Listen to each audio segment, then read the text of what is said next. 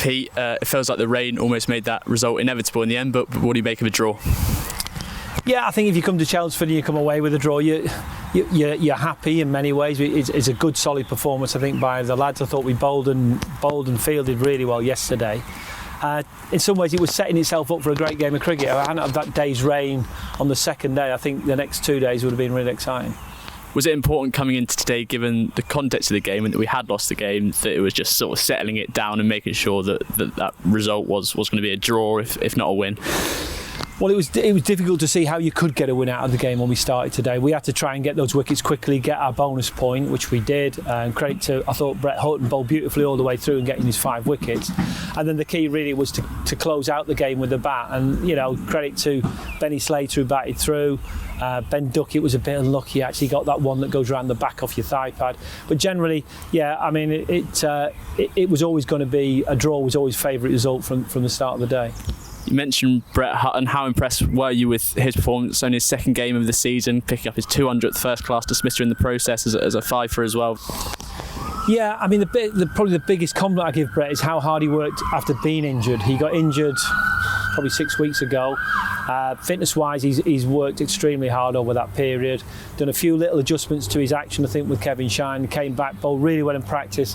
Was really disappointed to miss out against Warwickshire, which is understandable. And he's come back and showed what he can do here. So, really pleased. He created a lot of pressure, made him play a lot, and he got his rewards today. That spell was the end of the first sort of block of red ball cricket, if you like. What are your thoughts on the last 8 games, I think it is now? Yeah, I think we'd be happy. I mean, we played some really good cricket. I think consistently we've been competitive. We'd look back at certain things and be frustrated about odd games here and there. 2 losses against Warwickshire, which were frustrated a little bit because we played some good cricket in both of those games. But I think, like all in all, we know it in 4-day cricket.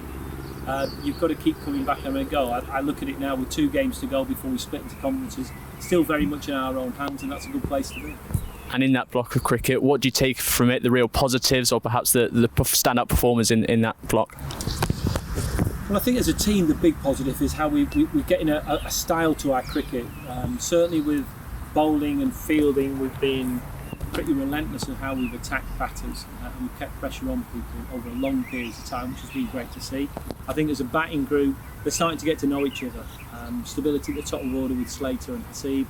And then really that whole top 6 have found a way of dovetailing. Seeing people like Lyndon James come through in this first phase has been lovely to see. So all the way through, I think everybody's had their moments within the team, and it's something for us to keep building on as we go into the last 2 games of this before we split into the conferences, obviously top, middle and bottom.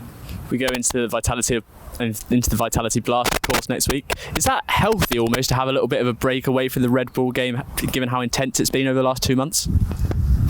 Not healthy, it's exciting. Certainly we've got a good record 2020. We enjoyed playing 2020 cricket, so we've got a couple of days to prep up, which we will use. Trying to get everybody's partly skills ready, but also their minds to switch over into how we think about 2020. We've got our own way of playing it.